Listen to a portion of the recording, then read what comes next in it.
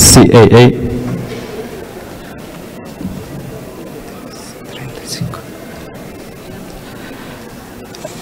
La democracia es el gobierno del pueblo, por el pueblo y para el pueblo. Abraham Lincoln. Buenos días. Siendo las 10:35 de la mañana, damos inicio de manera formal a este foro sobre la reforma electoral. El presidente de México, Andrés Manuel López Obrador, se ha preocupado desde siempre por el bienestar y el progreso, por garantizar el Estado de Derecho, la democracia y el mejoramiento de las condiciones de vida y los derechos de todos los habitantes del país.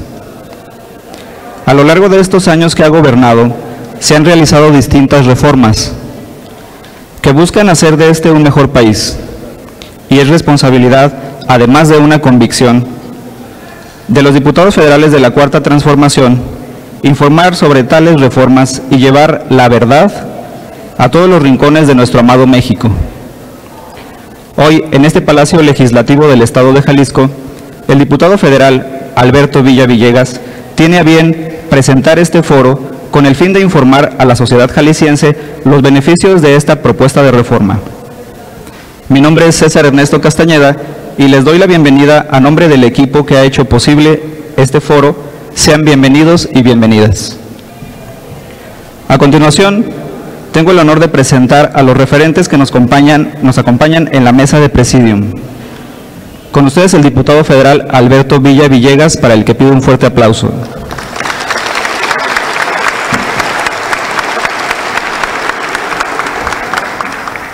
Con ustedes el diputado federal Bruno Blancas Mercado.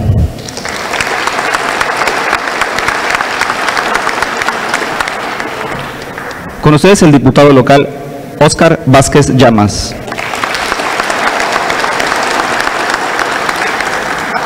Con ustedes la diputada local Leticia Pérez Rodríguez.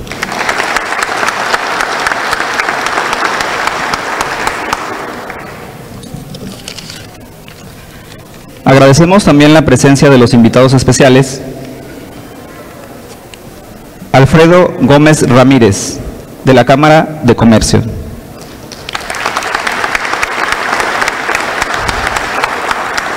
Diego Rivera, regidor de Tequila.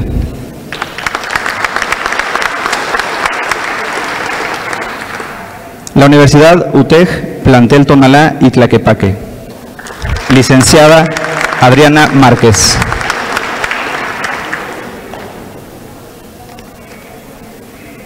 Lupillo Ramírez, líder de Santa Paula Tonalá.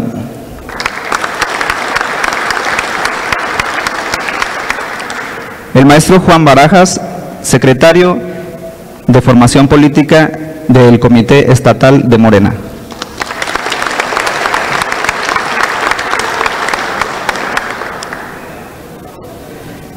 Y el diputado de la pasada legislatura, Arturo Lemus.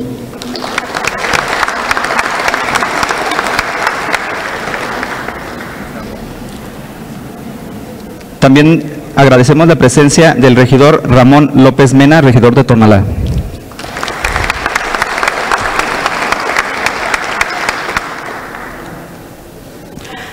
Queremos agradecer de manera especial,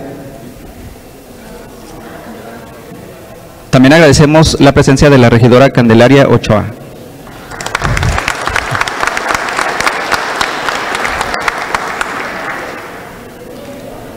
Agradecemos las facilidades y el apoyo brindado por el diputado Óscar Vázquez para realizar este foro y pedimos que nos brinde unas palabras. Un fuerte aplauso, por favor.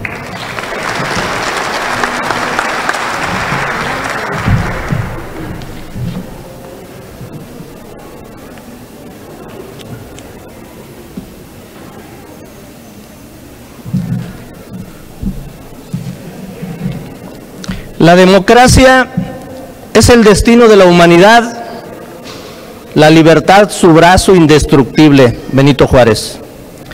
De nueva cuenta agradezco a todos y cada uno de los presentes por su asistencia, por su participación, lo cual hace posible llevemos a cabo este foro.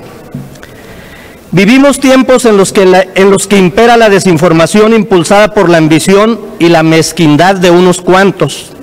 A pesar del despertar de las conciencias de la sociedad, la verdad, sigue siendo manipulada por grupos minoritarios que se rehúsan a perder sus privilegios.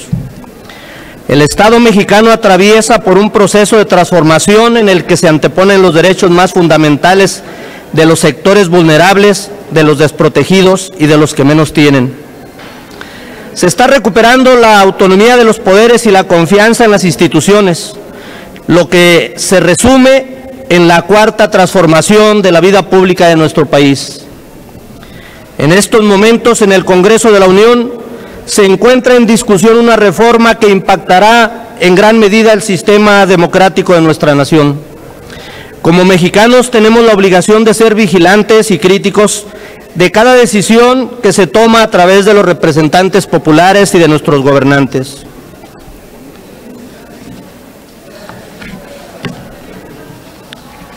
Sin embargo, tenemos el derecho y el imperativo ético de mantenernos informados.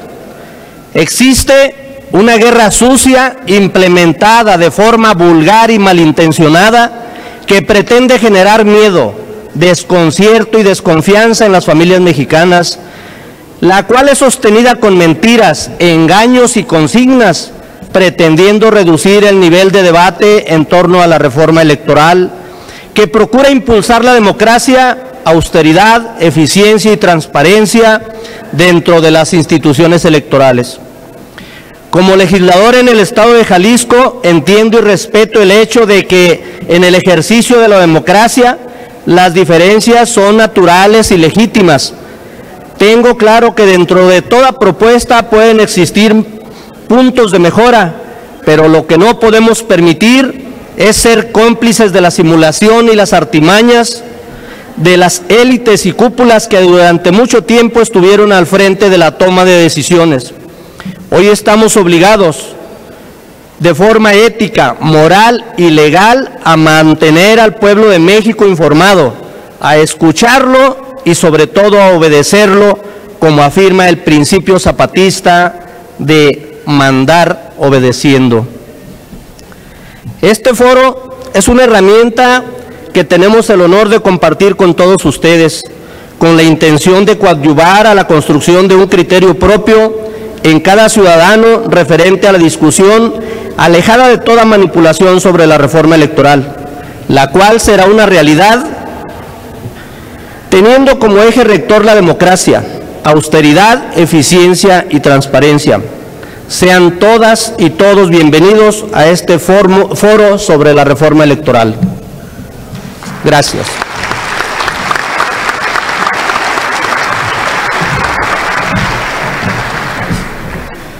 Muchas gracias.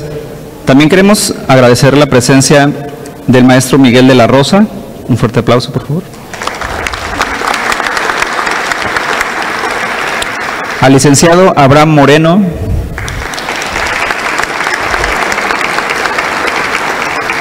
Y a la exdiputada federal Tere López.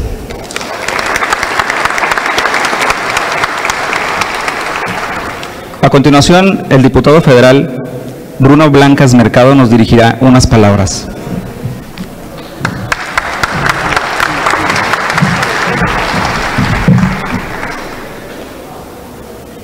Como dice, no venía preparado, ¿verdad? No es cierto. Muchas gracias por la invitación. ¿Sí se escucha? ¿No se escucha? Más arriba. Ahí. Bien. Muchas gracias por la invitación al diputado Alberto Villavillegas y muchas gracias a esta legislatura que en la legislatura pasada me acogió. Me tocó ser diputado aquí en este bello Congreso. Y ahora me toca la oportunidad, me dio la oportunidad el Distrito 5 de Puerto Vallarta de representar al distrito, a Jalisco y al país en el Congreso Federal y estamos pues dando la batalla, ¿verdad? Creo que es importante resaltar que esta iniciativa que el día de hoy tenemos a discusión es una iniciativa muy noble. Es muy noble porque viene de la expectativa o la necesidad del pueblo para el tema electoral. Esto es muy sencillo, en 4 puntos. Se pretende disminuir el número de diputados. ¿Me das un vasito de agua, por favor? Se pretende disminuir el número de diputados, que es una necesidad del pueblo, muy elemental. De 500 se pretende disminuir 200 para que queden 300. Se pretende, actualmente se le da dinero, mucho dinero a los partidos políticos durante todo el tiempo a cada uno de los partidos. Cada mes reciben prerrogativas. Se le pretende quitar estos pagos, este dinero extraordinario que le dan cada mes. Eso es muy importante, porque se pretende ahorrar más o menos 25,000 millones de pesos por año.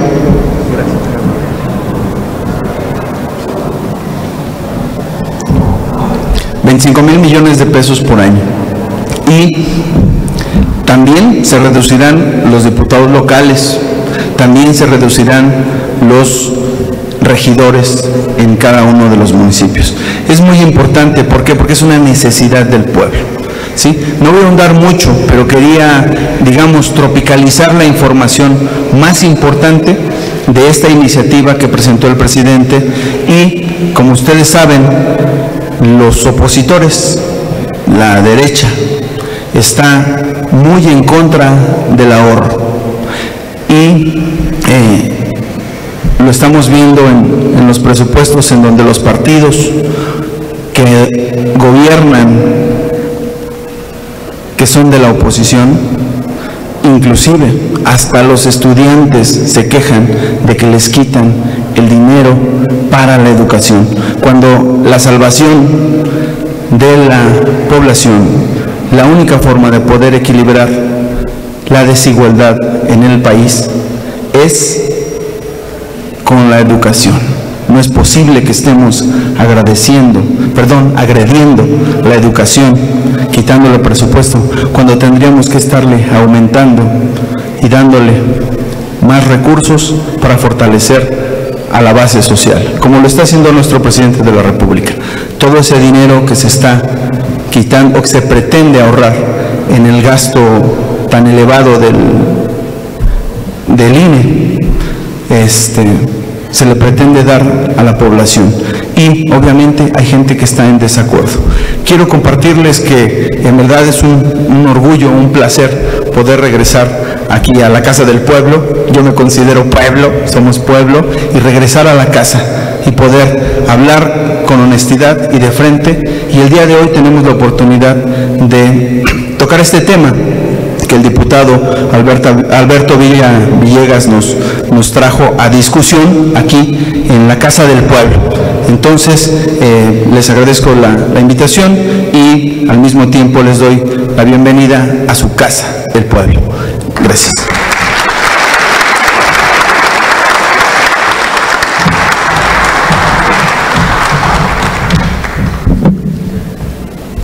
Muchas gracias al diputado Bruno Blancas. Queremos agradecer también la presencia de la exdiputada local Norma Valenzuela.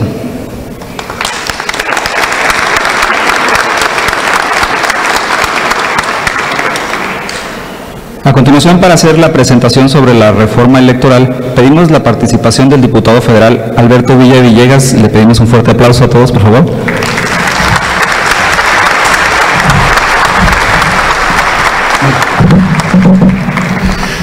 Hola, ¿qué tal? Muy buenos días a todas, a todos y a todos amigos que nos acompañan el día de hoy en este congreso local, donde ya alguna vez tuve el gusto de venir a participar también en un foro y que espero próximamente poder seguir teniendo más comunicación con la gente y con los amigos del pueblo de Jalisco. El día de hoy venimos a hacer una presentación formal, real, de esta iniciativa que propone el presidente. Una iniciativa que, hay que decirlo con todas sus letras, no es para desaparecer al INE, que quede fuerte y que quede claro. No pensamos desaparecer al INE, pero ¿saben qué? El INE sí se toca. ¿Y por qué se tiene que tocar el INE? Por argumentos tan básicos, por reclamos que hace todo el pueblo de México. Esto no es una ocurrencia, esto no es un capricho, y ni siquiera, como lo hace llamar la oposición, es algo que sea en contra de la gente o alguna obsesión de alguien en particular. Lo que nosotros queremos en el Congreso Federal, los diputados de Morena, los diputados del PT, los diputados del Verde, y espero que los diputados del Movimiento Ciudadano, los diputados del PRI, los diputados del PAN y los diputados del PRD entiendan y acompañen que lo que nosotros estamos buscando es hacer una transformación en México. Una transformación que sea única y exclusivamente para el beneficio del pueblo de México, para que las y los mexicanos que hoy en día tenemos que vivir en este país podamos tener un futuro mejor, poder utilizar los recursos que son de ustedes y de nadie más en ustedes mismos. El quitar eso que nosotros ya venimos haciendo desde el 2018, de manera particular es mi segunda oportunidad que me toca ser diputado federal, la primera del 2018 al 2021 y hoy del 2021 al 2024 por el Distrito 7 de Tonalá, pero que al caminar, al seguir platicando con gente de todo el estado, nos damos cuenta que es un reclamo popular. Hay que seguir haciendo lo que el pueblo manda, lo que el pueblo desea. Y en este caso muy específico es poder hacer una transformación en lo que normalmente nosotros conocemos como INE y transformar el Instituto Nacional Electoral en un Instituto Nacional Electoral y de consultas. A partir de ahí es el primer cambio que queremos hacer. El INE no desaparece. Les voy a ir mostrando ejemplos. Poco a poco les voy a ir dando datos para que ustedes sepan realmente y con datos verídicos cuál es la esencia de esta iniciativa. ¿Qué es lo que los diputados de Morena buscamos en el Congreso Federal? Que esperemos sea la próxima semana cuando podamos empezar a tocar estos temas y esperemos que la oposición, como todos los diputados de coalición, la acompañemos para que llegue aquí a este Congreso y también aquí puedan acompañar el sentir del pueblo de México, es que los recursos de los mexicanos y las mexicanas sean utilizados de una mejor manera. Si me pueden ayudar, ahí está la presentación. De manera rápida, les voy a ir compartiendo información que ahí aparece. Y voy a decir de manera general cuáles son los 8 puntos que se piensan tocar en esta iniciativa. La primera, una integración de ayuntamientos municipales y alcaldías de la Ciudad de México. Recordar que la Ciudad de México, como decimos en mi pueblo, se cosa parte de la demás parte de la República Mexicana. La segunda, una segunda vuelta en elección de titulares de poderes ejecutivos y legislativos. Algo que es una reforma que permite tener un poco más de certeza de quién realmente puede encabezar el Ejecutivo en este país y que en México nunca hemos tenido esa experiencia, sin embargo en otros países ya sucede. Una urna electrónica, algo que nos va a ayudar definitivamente a ahorrar costos y a que sea más seguro el voto contrario a lo que dicen ellos. Modificaciones a la estructura orgánica del Tribunal Electoral del Poder Judicial de la Federación.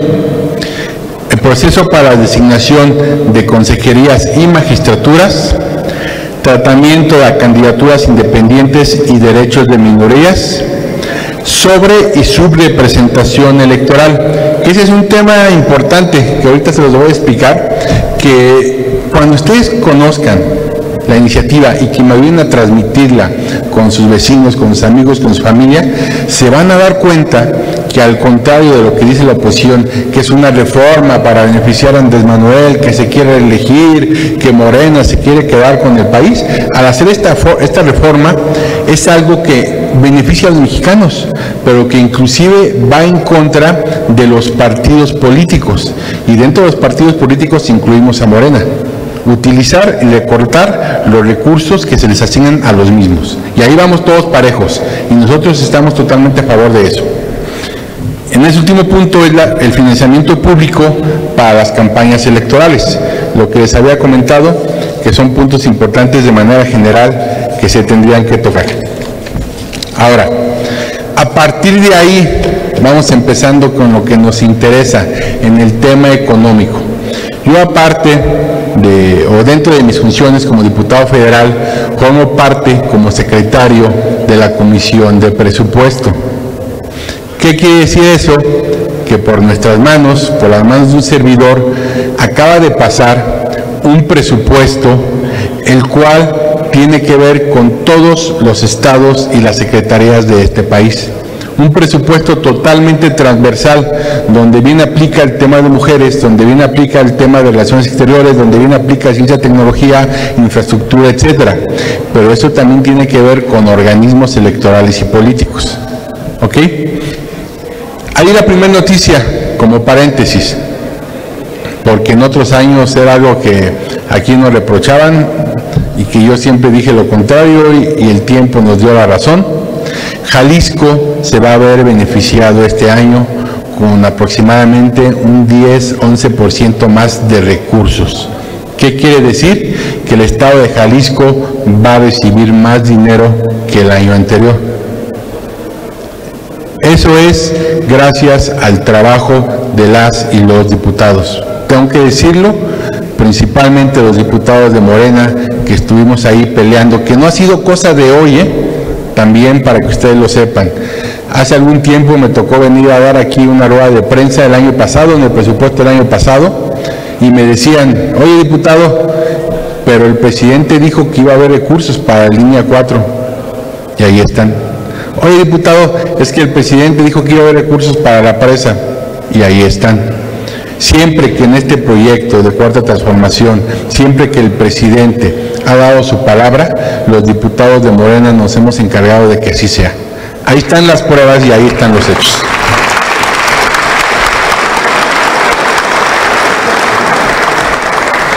Y de manera general, con estos órganos, les voy a decir, por ejemplo, que el Consejo de la Judicatura Federal quedó con un aumento del presupuesto de 1.30% en términos reales, que es aproximadamente 2.462.35 millones de pesos.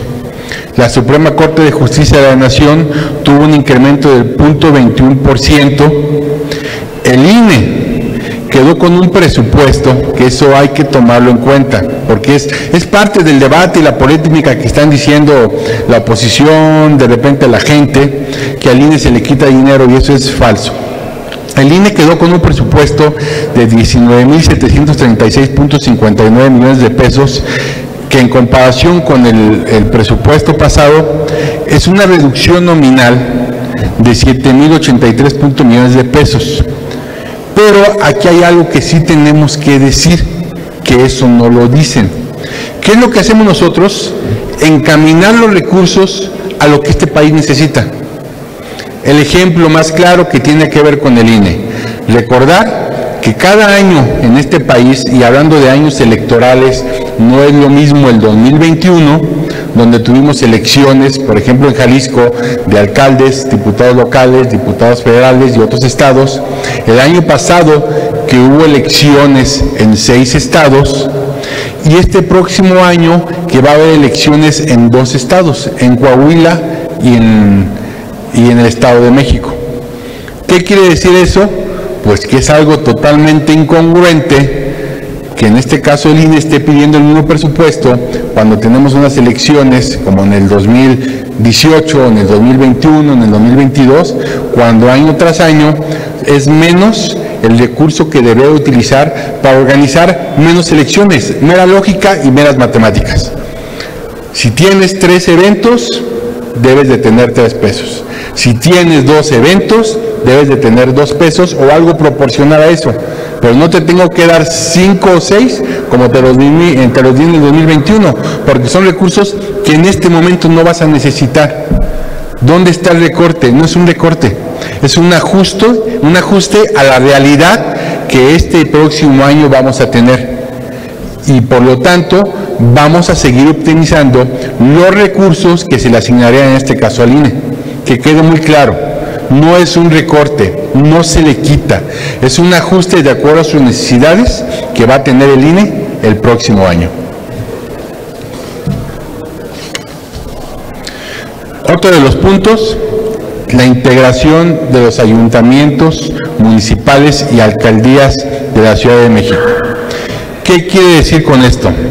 Que vamos a tocar, como bien lo decía mi compañero Bruno, la iniciativa es una iniciativa amplia, una iniciativa constitucional, que estamos tratando de reducir el gasto, muchas veces insultante, que se hace dentro de ayuntamientos, dentro de congresos locales, y que en el Congreso Federal hemos venido manejando a partir del 2018. Como ejemplo, los diputados federales a partir del 2018, en manera automática, nos quitamos ciertas prerrogativas que tenían antes de que llegaran. Vales de gasolina, vales de despensa, personal que antes tenían los que quisieran, y hoy lo hacemos de una manera totalmente austera.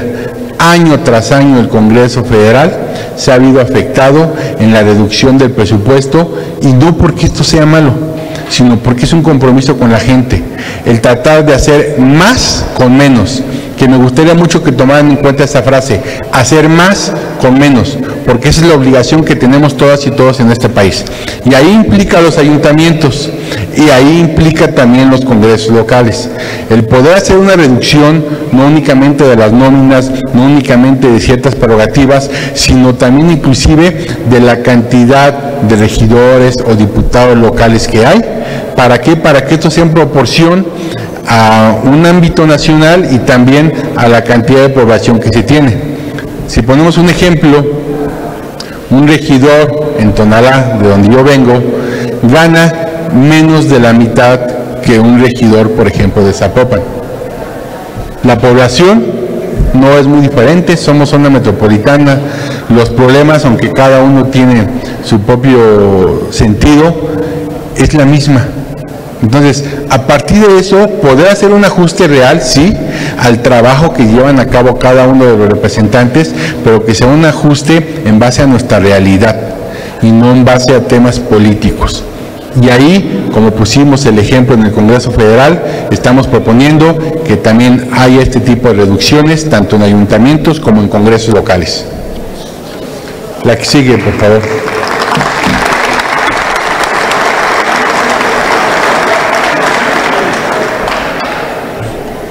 Ahora, ¿qué ventajas tendríamos?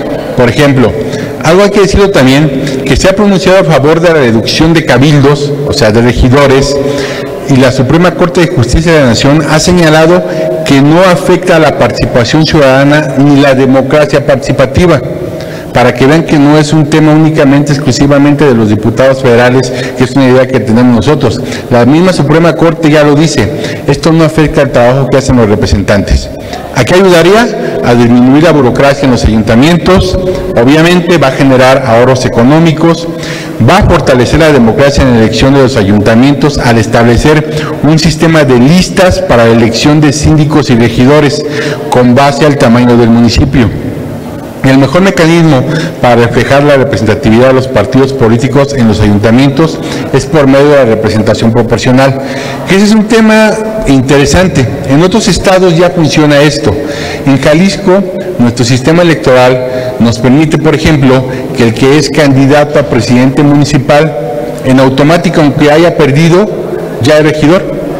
O el regidor uno de la plantilla, pues muchas veces ya ni hace nada, porque pues, gane o pierda, casi la mayor parte de las veces ya soy regidor. Hoy no. Hoy lo que estamos buscando es que todas las personas que busquen un puesto de elección popular sean realmente elegidos por la gente y que todos, absolutamente, el candidato a presidente municipal, el regidor 1 o el regidor 10 o el 15 o el que sea, tenga que salir a caminar, tenga que salir a presentar propuestas, tenga que salir a hacer compromisos y tenga que dar la cara después. No únicamente que sea una beca por los próximos 3 años. La que sigue, por favor.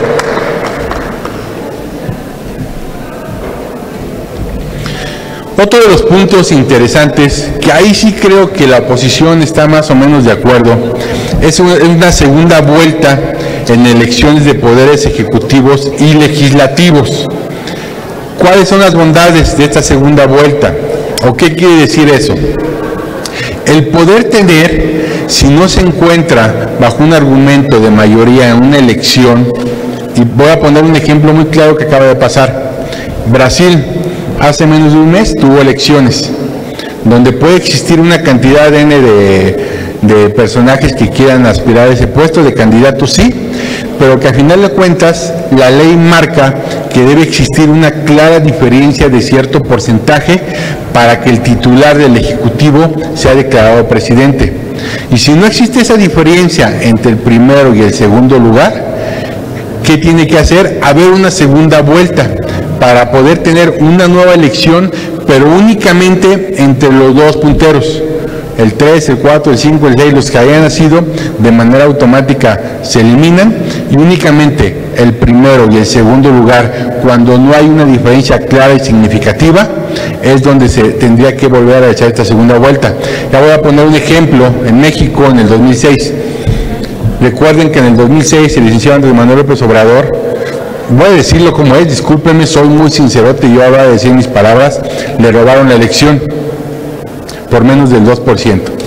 Si este tipo de ejercicios lo hubiéramos tenido, se hubiera tenido que hacer otra elección únicamente entre el que usurpó la presidencia y el segundo lugar, que fue el licenciado Andrés Manuel, según ellos. ¿Y qué hubiera pasado? Pues hubiera salido a la luz el gran fraude que se hizo en este país. Y eso no es más que un ejercicio total y democrático de justicia para todos, no importando el color, no importando el nombre. Pongo el ejemplo bien claro: Brasil, que acaba de pasar, donde en una segunda vuelta el actual presidente electo, Ignacio Lula da Silva, volvió a ser electo para otro periodo. La que sigue, por favor. Y pongo algunos ejemplos ahí de experiencias internacionales que ya tienen una segunda vuelta. Repito, no es algo nuevo, es un tema que ya se viene manejado en otros países como Francia, Argentina, Brasil, Chile, Colombia, Uruguay, etcétera. ¿Cuáles son algunas de las desventajas? Una mayor legitimidad. ¿Por qué? Porque existe un respaldo real para el candidato ganador. Una segunda oportunidad para votar por un candidato, o en su defecto inclusive poder cambiar la preferencia. Si yo voté por un cuarto lugar que quedó en esa elección, tengo una segunda oportunidad para poder votar únicamente entre dos, y que el proyecto que llegue a representarme en el Ejecutivo sea realmente el proyecto del cual yo estoy convencido. Obliga a los partidos a pactar alianzas, esto es, obliga a hacer frentes comunes para también crear proyectos en común. De repente nos damos cuenta que ya no sabemos a veces ni de qué proyecto proviene, si izquierda, derecha, centro, centro izquierda, centro derecha, derecha, das vuelta, izquierda, ya no sabemos ni de qué se trata, y de esta manera vamos a poder tener más claro cuál pudiera ser el proyecto que se llevara a cabo en una elección constitucional. Y los partidos pequeños van a adquirir importancia, ya que van a poder participar en estas alianzas y en determinado momento van a poder, inclusive con la gente que ellos convoquen, el poder tomar decisiones, ya que se tenían que llegar a compromisos. La que sigue, por favor. Otro ejercicio interesante, también que será algo inédito, ya se lleva a cabo. En Tonalá, por ejemplo, tuvimos 2 casillas de este tipo en la elección pasada, pero que es un tema muy, muy interesante, que en países desarrollados ya lo hacen y de una manera totalmente confiable, son las urnas electrónicas. Esta es una auténtica forma de transitar un modelo electoral de austeridad. ¿Por qué? Porque los recursos que se utilizarían serían menos que los que se utilizan en una elección constitucional, donde tenemos que gastar más dinero. Es mediante la implementación del voto electrónico. Como lo decía, ya se implementa en diferentes países. Es una alternativa viable para el control de los votos, ya que al utilizar la tecnología es algo que puede ser prácticamente en tiempo real. El famoso PREP, que de repente tenemos que esperar un espacio, un tiempo para tener un estimado, con este tipo de ejercicios pudiéramos acelerar ese proceso y pudiéramos saber de manera más rápida cómo va quedando el resultado de la elección. ¿Qué más permitiría hacer? Abatir los costos logísticos por la impresión y distribución de boletas, pero los costos de la inversión inicial para instaurar el voto electrónico se pueden recuperar de manera automática. Ejemplo, ¿qué pasa cuando hacemos una votación tradicional como la que venimos haciendo en Jalisco o en el país casi siempre?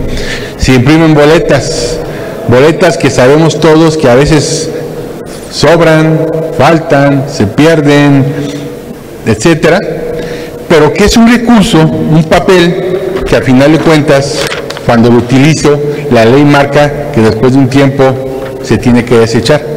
Con la urna electrónica es un insumo que podemos seguir utilizando, que podemos seguir reciclando y que podemos trasladar de elección a elección, sobre todo cuando son en diferentes estados de la República.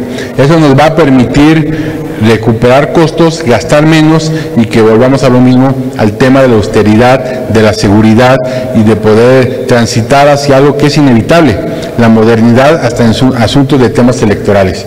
No podemos quedarnos donde estamos ahorita en tema de seguir votando en un papelito que a veces hasta ellos cuentan o ven el voto de acuerdo, como diría el Chavo del 8, ese 8 que parece 4 y ese 4 que parece 2, de acuerdo a sus intereses. Este voto electrónico, la que sigue por favor, ya se implementa, repito, ya es un ejercicio que se da a nivel mundial en países como Suiza, Alemania, Canadá, Brasil y Francia. En México el estado de Coahuila fue el primero en implementar la urna electrónica y esta amplía las vías del ejercicio del derecho al voto en el caso de personas migrantes, gentes que se encuentran fuera de nuestro país, personas con discapacidad. Hay que decirlo también, mucha gente de repente tiene el problema para poder acceder a lugares remotos. Todo el mundo sabemos, aquí en zona metropolitana no tenemos tanto ese problema, pero hay partes del interior del estado que para poder ir a votar tengo que trasladarme 2 horas, tengo que esperar el camión, suceden cosas raras para poder trasladarme a la votación y de esta manera las personas de zonas remotas o zonas rurales pues van a poder tener acceso a poder votar, a poder ejercer su derecho a elegir. El siguiente punto, por favor,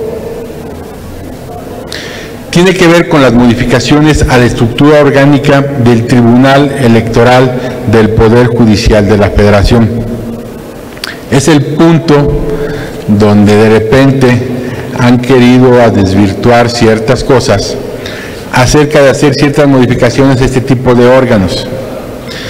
En este sentido, la principal propuesta de reforma en materia político-electoral es reducir la discrecionalidad del Tribunal Electoral del Poder Judicial de la Federación y fomentar un principio de conversación ampliada. El nepotismo es una de las principales causas de la corrupción en los tribunales. Yo creo que todos sabemos lo que son los tribunales. Si no, asómense allá a la esquina, salgan a la puerta, volteen a la izquierda, creo que ahí les dejaron un recado. Y eso es lo que pasa en este país. El poder tocar ese tipo de estructuras para poder hacer un México más justo, no solo en lo económico, sino en lo legal, es parte de esta reforma.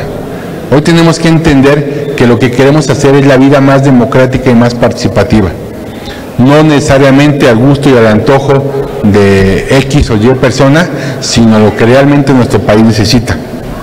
Un ejemplo, en México el Poder Judicial tiene una aprobación ciudadana del 24%, o sea, cada 4 personas aprueba el trabajo del Poder Judicial, algo realmente muy lamentable, lo cual es un indicador de la falta de legitimidad de la función respecto a la naturaleza orgánica del sistema judicial electoral y de ahí la necesidad de reestructurar este tipo de órganos.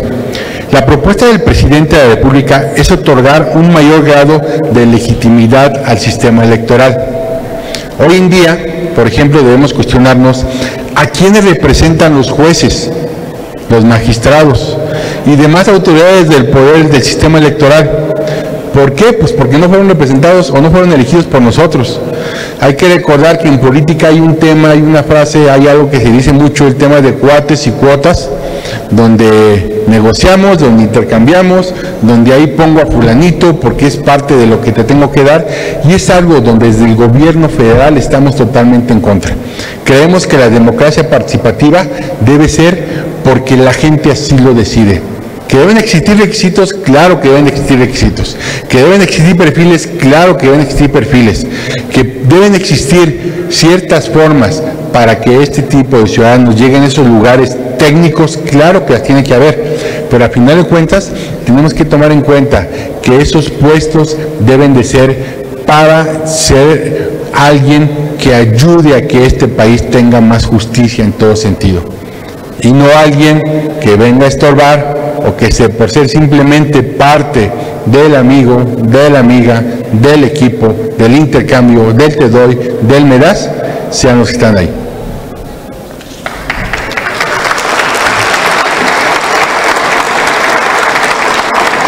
La que sigue, por favor. Okay. Dentro de este tema, el proceso para designar a los consejeros y a los magistrados, ¿qué se propone? De entrada hay que decirlo, en el pasado las autoridades electorales en México siempre se integraron por cuotas, ya lo había dicho, partidistas y grupos de poder en demérito de su imparcialidad, por lo que es importante tener nuevas reglas democráticas de designación. Se debe erradicar la discrecionalidad en las designaciones de consejerías y magistraturas para no vulnerar la independencia e imparcialidad de las instituciones electorales. En los procesos de designación de consejeros y magistrados debe existir igualdad de condiciones y no discriminación. Se debe garantizar la amplia participación ciudadana en todo momento y poner en el centro del debate los intereses siempre del pueblo de México, o sea, de la sociedad. En pocas palabras, cambiar el tema de cuotas y cuates por un México más justo y que sea realmente representado por las personas que nosotros designemos y nosotros creamos que tienen el perfil para tomar estos puestos. La ciudadanía requiere tener mecanismos de participación más amplios durante el proceso de designaciones de consejerías y magistraturas para poder confiar en este tipo de instituciones.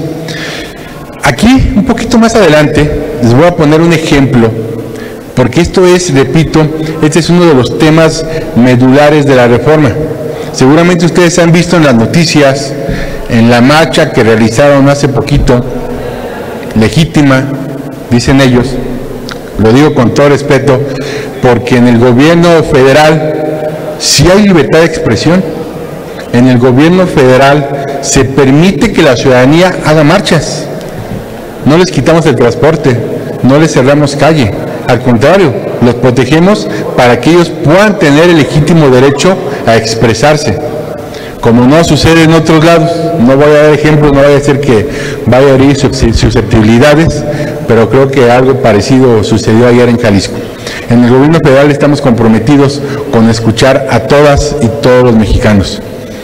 Aquí, el estudiante, que es parte importante de nuestro futuro, que son los que el día de mañana van a estar en ese tipo de lugares de elección, de decisión, son parte muy importante.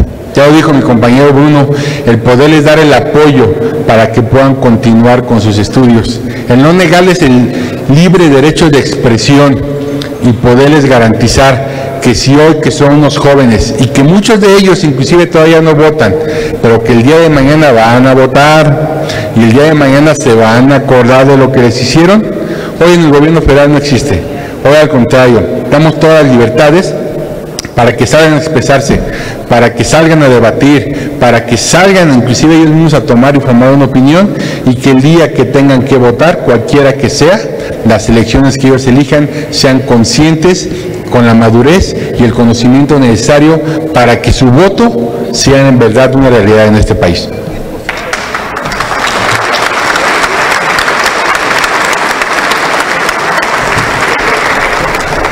Otro de los puntos que no dicen, repito, el tema de ellos es el INE no se toca. Ya les explico por qué el INE sí se toca y por qué lo tenemos que tocar. No desaparecer, es por el tratamiento de candidaturas independientes y derecho de minorías. México es un país totalmente pluricultural, por lo tanto la inclusión de las minorías es un gran reto para las autoridades electorales. Esto con el objetivo de orientar a la representación de todas, de todos y de todes las personas sin perder el equilibrio logrado en la paridad entre hombres y mujeres. Por y para todos, para comunidades indígenas, para migrantes, afrodescendientes, la comunidad LGBTI, personas con capacidad, entre muchas otras. La reforma político-electoral puede tener el alcance de actualizar simplificar y modernizar el proceso de votación de las y los mexicanos que residen en el extranjero, y es importante generar mecanismos para garantizar la participación de las personas integrantes de la comunidad LGBTI en las candidaturas, así como resalto, esto lo quiero poner subrayado y negrita, cursiva, de color, el evitar las simulaciones. Desgraciadamente, en el medio político, muchas de las veces cuando queremos decir o decimos que fomentamos la participación de todas, de todos y de todes, no respetamos los derechos de las minorías. ¿Cuántas veces nos ha tocado saber a muchos de los que tienen en algún momento dado alguna aspiración que resulta que el lugar que le correspondía a alguna persona de algún sector de la comunidad LGBTI, de alguna comunidad indígena, y hace poquito lo vimos en no recuerdo qué estado, pues resulta que el diputado o el candidato a diputado, lo digo con todo respeto, se ponía una falda y ya con eso cubría una equidad de género, cuando realmente no se le hacía justicia a ese sector de la sociedad. Hoy queremos garantizar que todas, todos y todas sean representados en cada uno de los espacios de representación popular de este país, y eso tampoco lo dice la oposición. La que sigue, por favor. Algo importante que hay que tomar en cuenta, porque ahí podríamos decir, lo que pasa es que Morena está dando un brazo en la pata, y no lo estamos dando. Es el tema de la sobre y la subrepresentación electoral. Con el esquema, con la amplia mayoría que el pueblo de México le otorgó al proyecto del licenciado Andrés Manuel López Obrador en el 2018, con más del 50% del electorado que votó por él, una cantidad de diputados, entre los cuales estaba un servidor, que llegamos al Congreso Federal. ¿Qué decían los demás partidos? Es que hay una sobrerepresentación. No la hay. Simplemente fue, en base a la ley actual, la cantidad de diputados que le correspondían a Morena, porque así lo decidió el pueblo de México. Sin embargo, vamos a darles un poquito de razón, y ahí es donde entra también algo que a mí me ha tocado vivir de manera personal. Actualmente, desde hace tiempo, existimos 500 diputados federales, de los cuales 300 son de mayoría relativa y 200 son de representación proporcional, que se eligen de diferente manera. Yo he tenido la fortuna de ser 2 veces diputado federal, la primera pluri o de representación proporcional y la segunda de mayoría relativa. 2 casos totalmente diferentes, pero que ambos tienen su cantidad, su calidad de justicia.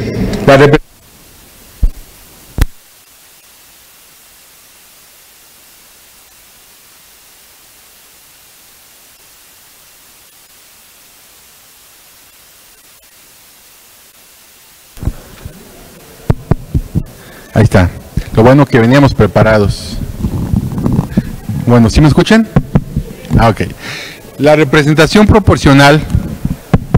La representación... ¿Sí se oye? Bueno. Bueno. Ahí. Bueno, ahí. La representación proporcional tiene que ver con dar acceso a un porcentaje de candidatos en base a la cantidad de votación que tuvo su partido político que lo propuso. Y la mayoría relativa tiene que ver con el voto directo de los ciudadanos. Pero a final de cuentas, esa ecuación nos da como resultado 500 diputados. Y lo mismo sucede en el Senado, 128 senadores. ¿Qué es lo que planteamos nosotros de entrada? El poder reducir de 500 a 300 diputados federales. Estamos hablando aproximadamente de hacer una reducción del 40%, y también de 128 a 96 senadores, si mal no recuerdo, que también estamos hablando de un número importante. De entrada, ¿qué significa eso? Ahorrar más recursos. Ahorrar más recursos. ¿Para qué? Para que estos recursos puedan ser utilizados en bien de la sociedad y en bien de la población. Eso no lo dice la oposición, ¿verdad? Que nosotros lo que queremos es hacer que haya un esquema mixto de elección donde podamos juntar, porque ellos también traen, es que el presidente quiere que todos sean pluris. No es cierto, No es cierto. Lo que se quiere es tratar de sacar la esencia, lo mejor de uno de los dos sentidos de mayoría relativa y representación proporcional para poder formarlos en uno solo, donde sí la gente tenga que salir a votar, donde sí los candidatos tengan que salir a tocar puertas, a caminar, a solearse y no decir, como alguna vez, anécdota, me tocó verlo en un debate, una diputada del PRI, no voy a decir su nombre para no herir susceptibilidades, no es de Jalisco, es de otro lado, le reclama a un compañero, pues lo que pasa es que con esto que están haciendo ustedes, ya nadie va a volver a votar por ustedes. Y la diputada le dijo, no importa, soy pluris, no ocupo caminar. Malamente, nosotros tenemos la obligación de seguir dando la cara. Fuera de representación proporcional, fuera de mayoría relativa, tenemos un compromiso con la gente. El compromiso, por ejemplo, está aquí, representado con mis compañeros diputados locales, con mi compañero Bruno, viniendo a explicarles, viniendo a dar la cara, venir a decirles la verdad de frente de lo que la semana que entra vamos a votar en la iniciativa, para que el día de mañana a ustedes cuando les digan, es que Morena quiere desaparecer al INE, les digan, oye, un diputado de Morena, un tal Beto Villa de Tonalá, fue y dio la cara, fue y nos explicó. Y hasta si ustedes quieren les paso la iniciativa para que la lean toda. Son como 200 hojas, pero tendrán tiempo de chutársela toda. Entonces, eso es nuestra obligación, seas de la manera que seas electa, en el cargo que tengas, es seguir dando la cara y en este caso de manera muy puntual evitar la sobre y la subrepresentación. Que las y los diputados que lleguen al Congreso local, al Congreso federal, sean gente que realmente caminaron, gente que tocaron la puerta y gente que ustedes decidieron libremente a quién elegir. ¿Con qué? Con lo mejor que tiene que podemos sacar de la representación proporcional y con lo mejor que podemos sacar de la mayoría relativa en un esquema mixto.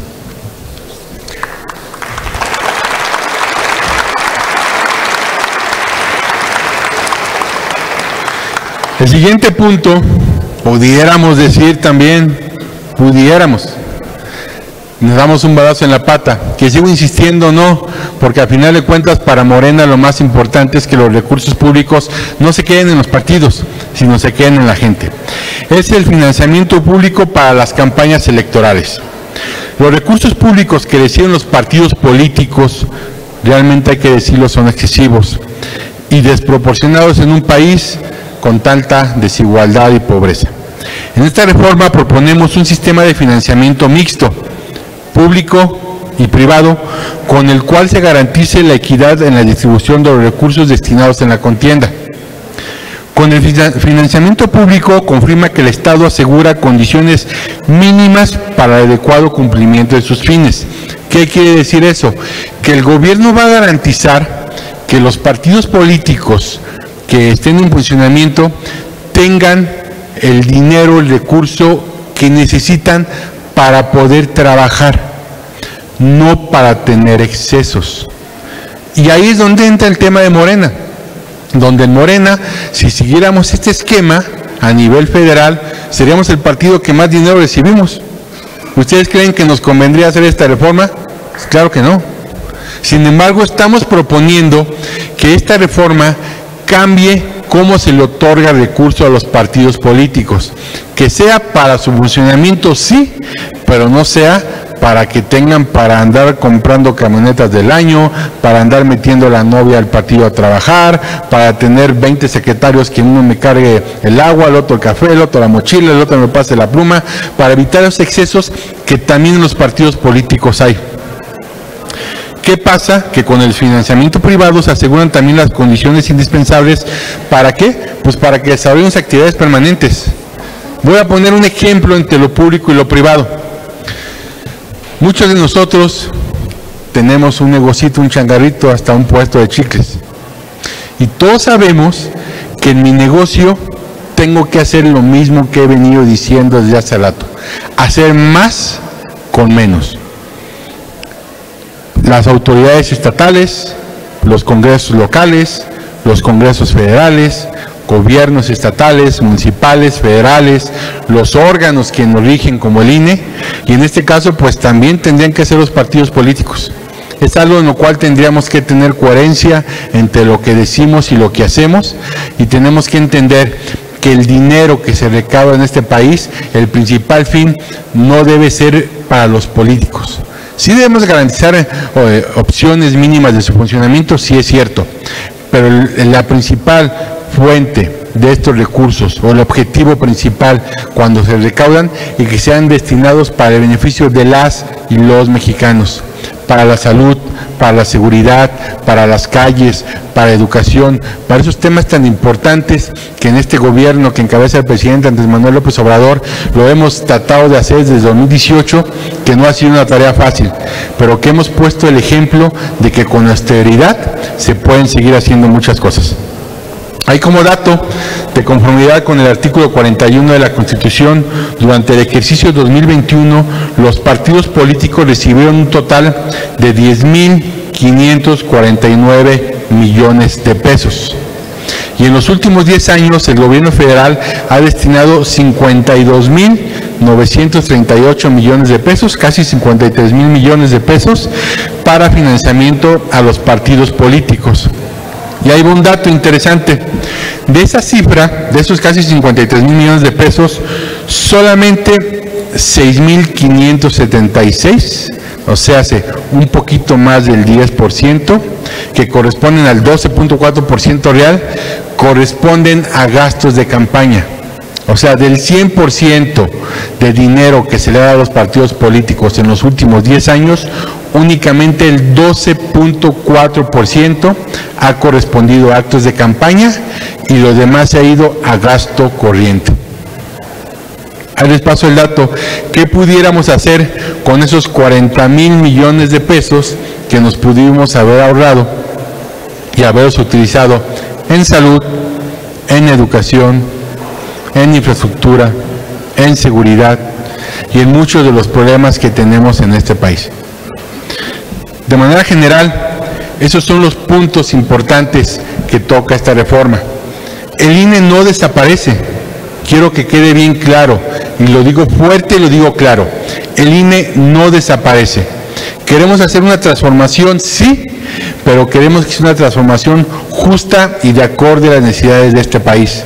El INE sí se toca, sí se toca, porque todos los órganos electorales, públicos y políticos tenemos que dar cuentas, y porque también somos susceptibles a mejorar, porque el día de ayer me dieron 1,000 pesos y yo no supe qué hacer con esos 1,000 pesos y me los gasté en una camioneta del año, en tener 10 secretarias, quiere decir que va a tener que seguir siendo una ley para toda la vida, porque en este país, como en muchos otros, tenemos que irnos ajustando a nuestra realidad, a modificar las cosas para bien, para poder hacer cambios que a final de cuentas el principal objetivo sea para el bien y el bienestar de las y los mexicanos.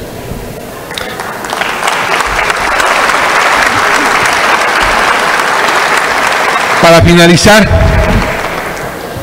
unos ejemplos que les quiero dar, que me gustaría que también se tuvieran. Hace ratito hablé yo de poder salir a expresarse, algo que el mismo presidente lo ha dicho: en este país hay libertad de expresión. Sin embargo, también creo que como mexicanos que somos, nuestra libertad de expresión debe ser con responsabilidad. ¿A qué me refiero? Voy a dar 4 ejemplos muy sencillos de esa marcha a la cual ellos promovieron y presumieron que había ido gente que estaba inconforme con la iniciativa presidencial, y que también voy a decir ahí una anécdota, un comentario, un paréntesis. No sé si ustedes sabían, no están para saberlo ni yo para contarlo, pero el mismo INE hace no mucho tiempo hizo una encuesta donde preguntaba qué opinaba a los mexicanos de que el INE se modificara. ¿Y qué creen? Que la gente está a favor de los cambios en el INE. Y eso nunca lo dijeron, nunca lo dijo Lorenzo Córdoba, nunca. Alguien que gana como consejero presidente más de 250,000 pesos, alguien que su cargo se acaba en el 2023 y sin embargo con recursos públicos ya sacó un seguro de gastos médicos mayores hasta el 2025 por si me da gripa, pagado con el dinero del pueblo. Si me pueden pasar los videos, por favor, que traemos. que los puedan ver.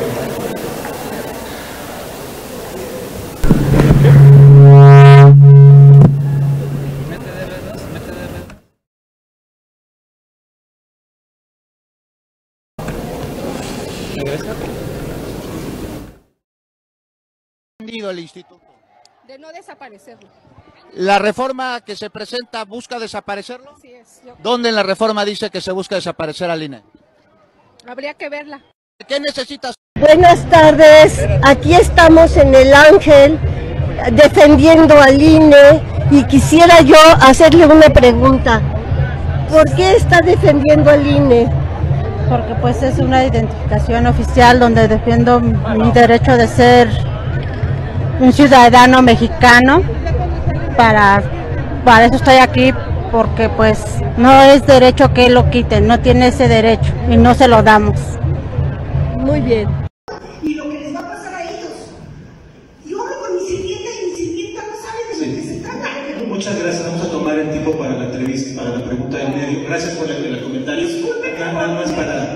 Sí, no es molesta, nada más para darle tiempo a los medios de comunicación, pero gracias por el comentario, muchas gracias. Buenos días, estoy Maila. Hola, ¿qué tal? Disculpa, ¿te podremos hacer una entrevista? Sí, claro. ¿Cómo te llamas? Victoria. Hola, Victoria. Oye, preguntarte, ¿por qué el INE no se toca? Porque el INE nos da la democracia que Morena quiere quitar, porque Morena es comunista, ellos son marxistas, ellos son estalinistas y ellos son masones y quieren quitar a todos los católicos de México y a los judíos y a todas las personas que tienen creencias espirituales y a todas las personas que tienen creencias democráticas. Ellos los van a quitar y por eso le quitan las medicinas de cáncer a los pobres niños, porque son satánicos, porque son masónicos, porque son comunistas, porque ellos le quieren quitar a los mexicanos todo lo que tienen para poderlos arreglar con papá gobierno. Una encuesta del Instituto Nacional Electoral publicada en septiembre dio cuenta de que la mayoría del pueblo quiere una reforma electoral. ¿Por qué crees que existe esta diferencia entre una mayoría que dice que quiere una reforma y un contingente que dice que el INE no se toca? A ver, lo único que quiere López Obrador, y que quede bien claro, es quitar al INE para él poderse reelegir en las siguientes elecciones. Porque si el INE sigue, sabe perfectamente bien que ni él ni Morena van a estar a cargo, porque nadie los quiere a cargo, porque fue un error haber votado por ellos. Oye, Victoria, ¿tú sabes que Lorenzo Córdoba se reeligió en 2014 para otro periodo de 9 años? ¿Qué? Mejor tomen a la marcha. Sí, bueno, estamos aquí, Vean la cantidad de gente que hay que los... ¿Qué? ¿Dice la gente qué? Bueno, este es un ejemplo de lo que nosotros tenemos que aprender. Yo creo que como sociedad tenemos derecho a estar informados.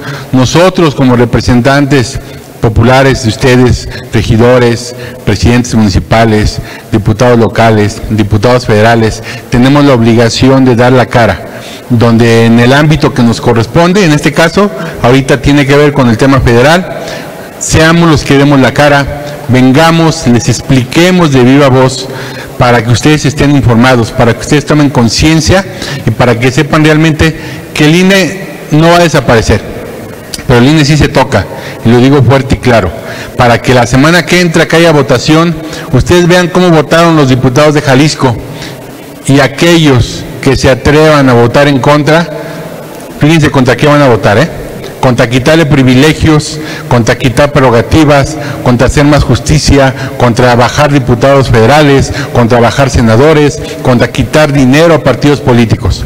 Eso es lo que realmente queremos hacer. El INE no desaparece, pero el INE sí se toca.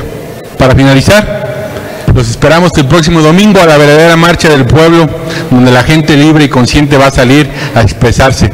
Ahí sí, con conocimiento de causa y sabiendo realmente que este proyecto es algo que se ha trabajado con sangre, con sudor, con lágrimas, pero que estamos ahí tratando de representarlos de una manera digna a todos ustedes y repito una vez más, dándoles la cara hoy y siempre aquí. Muchas gracias, que Dios nos bendiga a todos.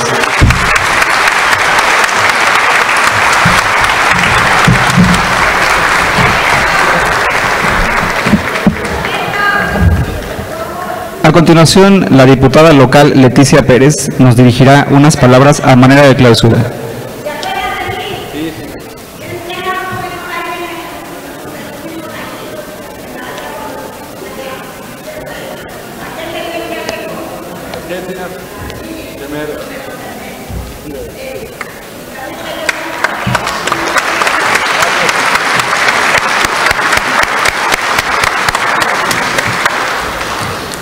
continuación, la diputada local Leticia Pérez nos dirigirá unas palabras a manera de clausura de este foro.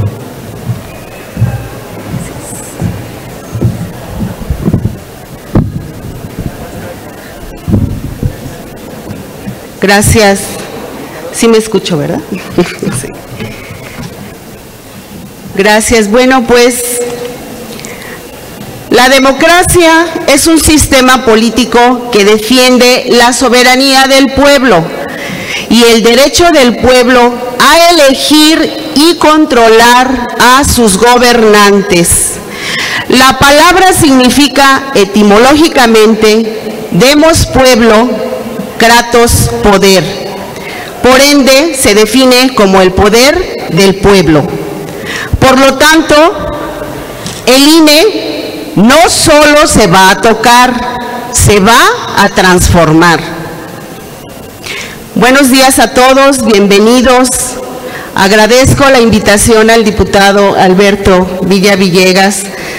Saludo igualmente a mis compañeros y compañeras de este movimiento aquí presentes en este foro organizado de gran importancia. En México, durante décadas, de manera muy conveniente, se ha dado a entender que la democracia consiste únicamente a salir a votar cada 3 años o 6 años para elegir a nuestros gobernantes y que los ciudadanos no deben interferir en política porque no saben. ¿Cuál fue el resultado de este tipo de democracia? Los gobernantes hacían lo que querían, sin escuchar las quejas y necesidades del pueblo que los elige. Para ellos la democracia era solo participar en elecciones, comprar votos y procesos para mantener el poder con sus privilegios, viviendo y haciendo negocios con el dinero del pueblo, al amparo del poder público. Pero todo por servir se acaba. La minita de oro se les acabó con la llegada de la Cuarta Transformación. Y un buen ejemplo es la propuesta de la reforma electoral impulsada por el gobierno federal, que hay que repetirlo con fuerza, es apoyada por la mayoría de los ciudadanos. Y que quede bien claro y que se oiga fuerte, la reforma electoral sí la quiere el pueblo, sí quiere que se quiten 200 diputados federales y 32 senadores plurinominales, sí quiere que solo sean 7 consejeros en el INE y no sean 11, sí quiere que se reduzca el presupuesto a partidos políticos, sobre todo cuando no hay elecciones. Sí quiere que se eliminen 32 institutos electorales locales y sus respectivos tribunales que solo repiten el trabajo que al final siempre resuelve la autoridad federal. Sí quiere el pueblo que con la reforma se ahorren 50,000 millones de pesos anuales y que estos recursos, como lo dijo nuestro diputado, se van a destinar a programas sociales en beneficio del pueblo. Esto es lo que desde hace mucho el pueblo quiere. ¿Quiénes están en contra de estos cambios? Bueno, pues los mismos de siempre, los que se creían dueños de México y que ahora están muy tristes porque el pueblo dijo, no más, ya basta. Sintetizando las participaciones que me antecedieron, es importante cerrar este interesante foro recordando que la reforma político-electoral tiene 3 ejes rectores. 1, la austeridad, porque no podemos seguir permitiendo que haya funcionarios públicos ricos o institutos, entre comillas, ricos con pueblo pobre. Sí, todos sabemos aquí de quiénes se tratan. 2, más democracia participativa, porque el pueblo ya no quiere ser más sujeto pasivo. Democracia es gobierno del pueblo, no de unos cuantos que solo quieren conservar sus privilegios.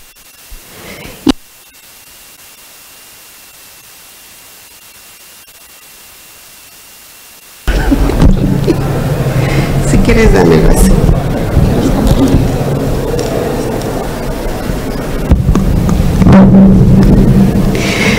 Por último, transparencia, porque cuando una institución es juez y parte, cuando es omisa ante delitos y violaciones electorales, cuando actúa como oposición en vez de árbitro imparcial, tenemos claro que se requieren hacer cambios urgentes. En conclusión, claro que queremos un organismo electoral autónomo, pero que sea de verdad y que sea austero. Claro que queremos democracia, pero con participación del pueblo y no como se hace hoy, con despilfarros y la participación de unos cuantos. Claro que queremos un instituto electoral transparente en el que no se albergue duda alguna de corrupción o fraude. Por todo esto es que nosotros, nuestro movimiento, así como la mayoría del pueblo de México, apoyamos la reforma electoral que nos dará un órgano verdaderamente autónomo, que organice procesos electorales transparentes y que no se sientan dueños de la democracia, sino que representen realmente el sentir del pueblo. Invito a todas y a todos los presentes a que, partiendo de este análisis reflexivo, fuera de fobias y filias, escuchemos las demandas ciudadanas que se plasman en esta reforma electoral, porque además de hacer un gran ahorro, el cual se destinará a nutrir los programas sociales, el pueblo es el que debe de decidir y elegir cómo deben gobernar quienes ellos eligieron. Esa es la verdadera democracia. Eso es lo que está intentando construir bajo un mismo lema, una misma consigna que se exclama con toda justeza: con el pueblo todo, sin el pueblo nada. Muchas gracias.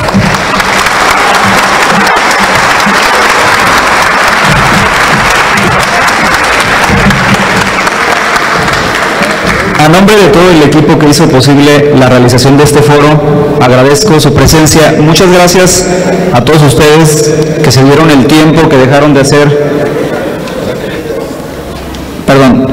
Agradecemos la presencia de la diputada local María Padilla.